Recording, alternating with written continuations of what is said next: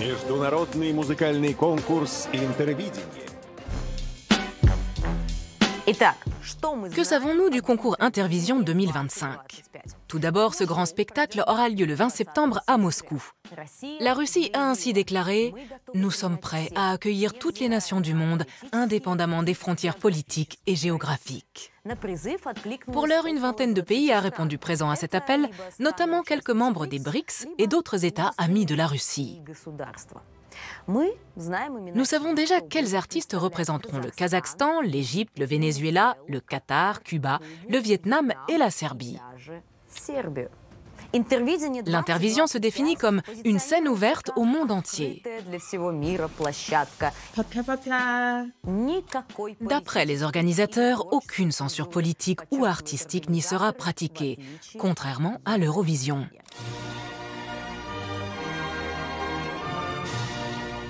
Le premier concours Intervision a vu le jour dans les années 1960.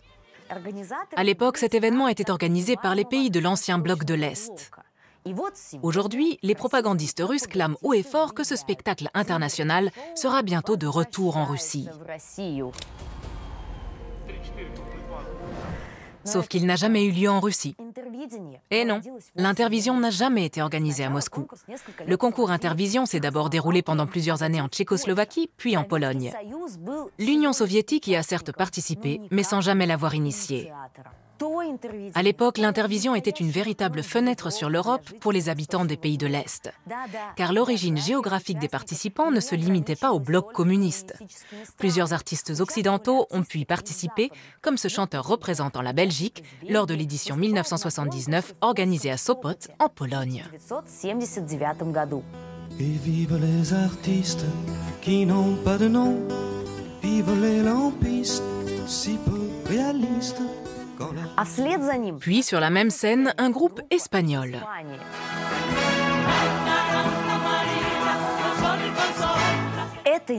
L'Intervision a vu le jour dans un contexte de dégel politique marqué par un rapprochement entre les blocs de l'Est et de l'Ouest.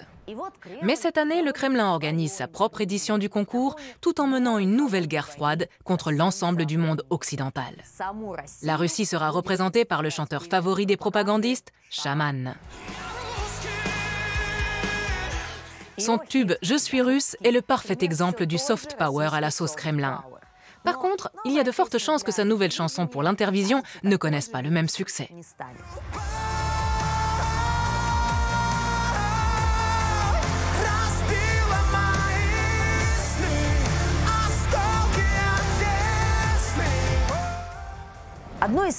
Le premier État à avoir accepté l'invitation de l'Intervision n'est autre que la Biélorussie. Ce pays est d'ailleurs également exclu de l'Eurovision depuis 2021, suite aux persécutions commises par le régime de Loukachenko envers ses opposants politiques et les journalistes indépendants. La participante biélorusse à l'Intervision, Nastia Kravchenko, place de grands espoirs dans ce concours qui sera enfin, selon elle, un spectacle digne et respectable et non un freak show.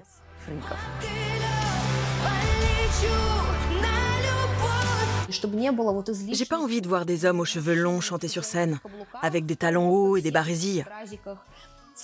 Ça suffit, les trucs bizarres.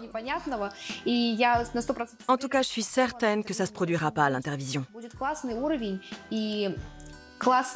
Le niveau sera très haut et prouvera à l'Eurovision qu'il est tout à fait possible de créer un spectacle cool et coloré, sans avoir recours à des armes inappropriées. Nous avons pu nous entretenir avec le trio Nomad, un groupe du Kyrgyzstan qui représentera lui aussi son pays à l'Intervision.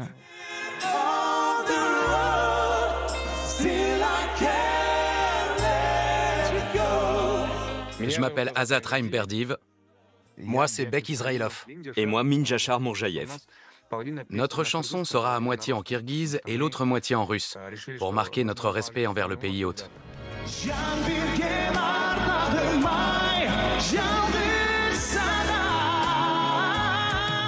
Dans ce morceau, on parle d'un amour fort et universel, d'un sentiment qui unit toute l'humanité. Et ce, peu importe votre nationalité, votre pays d'origine, votre couleur de peau ou votre religion. Chaque fois que je regardais l'Eurovision, j'avais envie d'y participer. Mais comme le Kirghizistan se trouve en Asie, c'était impossible. Chanter là-bas ne pouvait être qu'un rêve. Et lorsqu'on a entendu parler de l'Intervision, j'ai compris que ce rêve pouvait devenir réalité.